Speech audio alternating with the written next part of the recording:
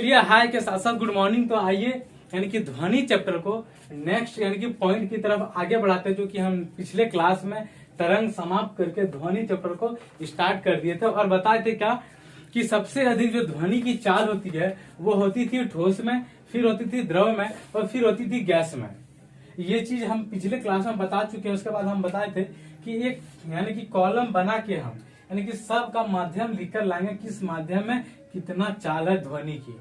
ध्यान देना, प्रकाश की नहीं है, सिर्फ क्या है ध्वनि की, यानी कि किस किस माध्यम में ध्वनि की चाल कितना है। तो चलिए स्टार्ट करते हैं। सबसे पहले जब ध्वनि एक माध्यम से दूसरे माध्यम में जाती है, क्या है, जब ध्वनि एक माध्यम से दूसरे माध्यम में जाती है तो ध्वनि की चाल एवं तरंगदैर्घ्य बदल जाती है। पहला पॉइंट ध्यान देना, जब ध्वनि एक माध्यम से दूसरे माध्यम में प्रवेश करती है तो क्या होता है, ध्वनि की चाल एवं तरंगदैर्घ्य दोनों बदल जाती है, लेकिन आवृत्ति नहीं बदलती है। यानी कि ध्वनि जब एक माध्यम से, यानी कि मान लेते हैं ये माध्यम पहला, ये माध्यम दूसरा है, इस माध्यम से उस माध्यम में जब क्रॉस करती है तो तरंगदैर्घ्य यानी कि वेवलेंथ के साथ साथ चाल भी बदलती है और क्या होती है, आवृत्ति कांस्टेंट रहता है, यानी कि स्थिर रहता, नहीं बदलती है। फिर किसी माध्यम में ध्वनि की चाल आवृत्ति पर निर्भर नहीं करता है। यहाँ लिखा हुआ जबकि आवृत्ति नहीं बदलती है, यानी कि आवृत्ति कांस्टेंट रहता, इसको हम कह सकते हैं कि किसी माध्यम में ध्वनि की चाल जो है आवृत्ति पर निर्भर नहीं करता है। तो चलिए लाए हैं विभिन्न माध्यम में ध्वनि की चाल। क्या है, विभिन्न माध्यम में ध्वनि की चाल। माध्यम लिखा हुआ एक तरफ है ध्वनि की चाल मीटर प्रति सेकंड में। क्या ध्वनि की चाल तो यानी कि चाल ऐसा यूनिट क्या था, मीटर प्रति सेकंड, लेकिन यहाँ दिया क्या हुआ, ध्वनि की चाल है मीटर प्रति सेकंड, लेकिन क्या एट 0 डिग्री सेल्सियस टेम्परेचर क्या रहेगा, शून्य रहेगा। यानी कि टेम्परेचर बढ़ेगा तो चाल भी बढ़ेगा, यानी कि चाल में भी डिफरेंस यानी आएगी। यानी कि ध्वनि की चाल में अगर टेम्परेचर हम बढ़ाएंगे तो चाल में क्या होगा, डिफरेंस आएगा। इसलिए लिखा हुआ है ध्वनि की चाल कितना, मीटर प्रति सेकंड में सारा है, लेकिन टेम्परेचर क्या है, शून्य है, 0 डिग्री सेल्सियस पर। तो चलते हैं पहला माध्यम क्या है, वायु।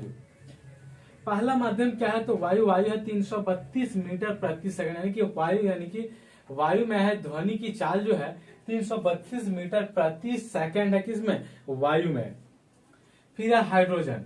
हाइड्रोजन में कितना है, 1269 मीटर प्रति सेकंड, यानी कि हाइड्रोजन में जो है चाल, इसका ध्वनि की जो चाल है 1269। फिर CO2 यानी कि कार्बन डाइऑक्साइड। कार्बन डाइऑक्साइड का जो है यानी कि मीटर प्रति सेकंड में ही, यानी कि ध्वनि की चाल जो है कार्बन डाइऑक्साइड में कितना है, 260 मीटर प्रति सेकंड। ध्यान देना, हाइड्रोजन में क्या है, कितना है, 1269, लेकिन कार्बन डाइऑक्साइड में है 260 मीटर प्रति सेकंड चाल ध्वनि की। फिर है भाप। भाप क्या 100 डिग्री सेल्सियस पर क्या होता है, तो 405 मीटर प्रति सेकंड। यानी कि भाप की जो, यानी कि भाप में ध्वनि की चाल जो है 405 मीटर प्रति सेकंड है। फिर अल्कोहल। अल्कोहल में जो मात्रा है इसकी क्या है, 1213 मीटर प्रति सेकंड, यानी कि ध्वनि की जो चाल है अल्कोहल में क्या है, 1213 मीटर प्रति सेकंड। फिर है जल। जल में जो है, जल में क्या है, ध्वनि की चाल 1483 मीटर प्रति सेकंड। और समुद्री जल में ध्यान देना, जल में है 1483 और समुद्री जल में क्या है, 1533 मीटर प्रति सेकंड। यानी कि सामान्य जल में ध्वनि की चाल कम है और समुद्री जल में ध्वनि की चाल अधिक है। यानी कि समुद्री जल की अपेक्षा जो है सामान्य जल में ध्वनि की चाल कम है और सामान्य जल की अपेक्षा समुद्री जल का यानी कि ध्वनि की जो चाल है अधिक है। यानी कि सामान्य जल का 1483 और उसके बाद है समुद्री जल का 1533। फिर पारा। पारा में ध्वनि की जो चाल है 1450 मीटर प्रति सेकंड। फिर अब कांच। कांच में है 5640 मीटर प्रति सेकंड, जिसका तो ध्वनि की चाल। एल्युमिनियम में जो है 6420 मीटर प्रति सेकंड और लोहा में है 5130 मीटर प्रति सेकंड। तो क्या बताए थे कि ध्वनि की चाल सबसे अधिक ठोस में होती है और फिर होती है द्रव में, फिर गैस में। तो जिसके कारण पहला चीज दिया हुआ गैस, ये सब सारी चीज क्या है, गैस है, जो कि सबसे कम है ध्वनि की चाल सब चीज में। फिर है मेरा लिक्विड। लिक्विड कहाँ से आ जाता है? अल्कोहल से। यानी कि यहाँ से यहाँ तक क्या है? लिक्विड है, जिसके कारण इसमें इससे ज्यादा चाल है। और यानी कि जब आते हैं हम ठोस में तो इससे ज्यादा इसमें चाल हो जाती है। फिर चलते हैं यहाँ यानी कि नेक्स्ट पॉइंट पर, क्या है? ध्वनि की चाल पर दाब का प्रभाव। क्या है? ध्वनि की चाल पर दाब का क्या प्रभाव पड़ता है? तो लिखा हुआ है ध्वनि की चाल पर दाब का कोई प्रभाव नहीं पड़ता है। यानी कि क्वेश्चन क्या है? ध्वनि की चाल पर दाब का यानी कि प्रेशर का क्या प्रभाव पड़ता है? तो ध्वनि की चाल पर दाब का कोई प्रभाव नहीं पड़ता, अर्थात दाब बढ़ाने या घटाने पर ध्वनि की चाल अपरिवर्तित रहती है। यानी कि ध्वनि की चाल घटती बढ़ती नहीं है। क्या है? ध्वनि की चाल पर प्रेशर का कोई प्रभाव नहीं पड़ता, यानी कि उस पर प्रेशर बढ़ाएंगे या घटाएंगे तो उससे ध्वनि की चाल पर कोई इफेक्ट नहीं पड़ता है। फिर है ध्वनि की चाल पर ताप का प्रभाव। पहला था प्रेशर का प्रभाव, फिर है ताप यानी टेम्परेचर का क्या प्रभाव पड़ता है ध्वनि की चाल पर। तो चलिए, माध्यम का ताप बढ़ाने पर उसमें ध्वनि की चाल बढ़ जाती है। देखिए यहाँ इसलिए हम लिखे थे ध्वनि की चाल पर क्या टेम्परेचर होना चाहिए? 0 डिग्री सेल्सियस पर सारा यानी कि क्या है? चाल है। यानी कि ध्वनि की जो चाल है 0 डिग्री सेल्सियस पर इतना चाल थी, लेकिन यह क्या है? टेम्परेचर पर क्या इफेक्ट पड़ता है? तो यह माध्यम का ताप बढ़ाने पर उसमें ध्वनि की चाल बढ़ जाती है। वायु में प्रति 1 डिग्री सेल्सियस यानी कि 1 डिग्री सेल्सियस अगर बढ़ाते हैं टेम्परेचर बढ़ाने पर ध्वनि की चाल 0.61 मीटर प्रति सेकंड बढ़ जाती है। यानी कि वायु में क्या है? वायु में प्रति 1 डिग्री सेल्सियस अगर बढ़ाते हैं तो कितना टेम्परेचर यानी कि चाल कितना था?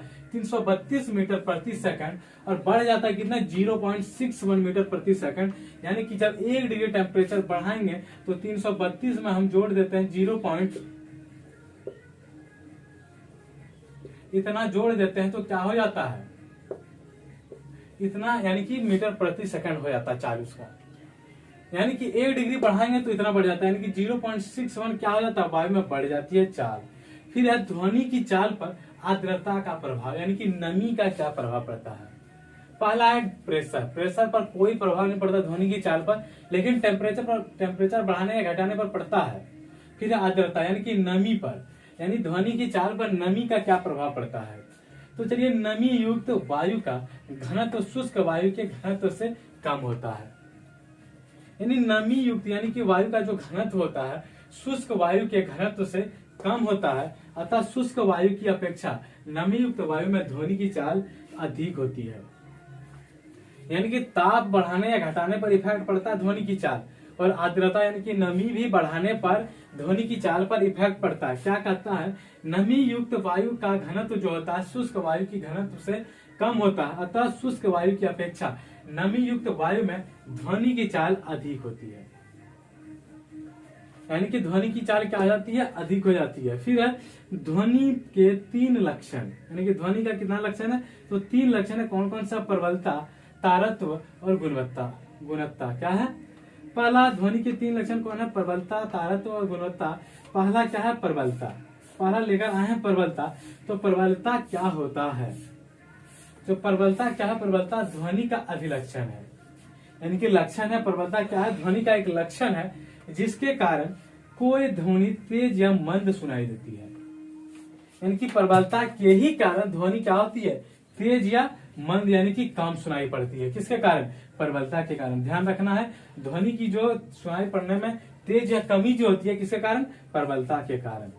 ये किसके लक्षण है? तो ये ध्वनि के लक्षण, यानी कि प्रबलता ध्वनि का अभिलक्षण है जिसके कारण कोई ध्वनि तेज या मंद सुनाई देती है। कोई भी ध्वनि तेज या मंद सुनाई देती है प्रबलता के कारण ही। तो ध्यान देना, दाब हम बढ़ाएंगे या घटाएंगे ध्वनि की चाल पर कोई इफेक्ट नहीं पड़ता है। टेम्परेचर बढ़ाएंगे घटाएंगे तो इस पर इफेक्ट पड़ता है। नमी बढ़ाएंगे घटाएंगे तो इस पर भी ध्वनि की चाल पर इफेक्ट पड़ती है। और ध्वनि की चाल पर आवृत्ति का कोई इफेक्ट नहीं पड़ता, यानी कि आवृत्ति नहीं बदलती है। ध्वनि जब एक माध्यम से दूसरे माध्यम में जाएगी तो सिर्फ तरंगदैर्घ्य और यानी कि ध्वनि की चाल बदलेगी, आवृत्ति नहीं बदलेगी। और ध्यान देना, सबसे अधिक किसमें होता है? तो ठोस में ध्वनि की चाल, फिर द्रव में, फिर गैस में होती है। यानी कि सबसे कम ध्वनि की जो चाल होती है वो होती है गैस में। तो इसी तरह से लगातार मेरा वीडियो आएगा, यानी कि तरंग खत्म होने के बाद हम ध्वनि स्टार्ट किया। ध्वनि खत्म होने के बाद क्या होगा? ध्वनि के बाद यानी कि जैसे कि एक बहुत ही इंपॉर्टेंट चैप्टर है प्रकाश। इसको हम स्टार्ट करेंगे ध्वनि के बाद क्या स्टार्ट करेंगे हम प्रकाश। ध्यान रखना है सबसे पहले तरंग खत्म हुआ फिर ध्वनि, ध्वनि के बाद चलेंगे प्रकाश, क्योंकि प्रकाश और ध्वनि थोड़ा सा मिलता जुलता चैप्टर है। क्या है, ध्वनि और प्रकाश थोड़ा मिलता जुलता चैप्टर है, इसलिए इसके बाद हम प्रकाश से स्टार्ट करेंगे। उसके बाद जैसे हम बताएं कि केमिस्ट्री स्टार्ट होगा, फिजिक्स समाप्त होने के बाद केमिस्ट्री स्टार्ट होगा। तो फिर मिलेंगे अगले क्लास में।